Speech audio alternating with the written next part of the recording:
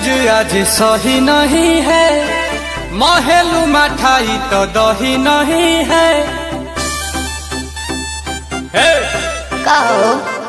लागे मिजाज आज सही नहीं है, महलू मठाई तो दही नहीं है। पानी में चीनी जैसे घोले राजा जी, घोले राजा जी।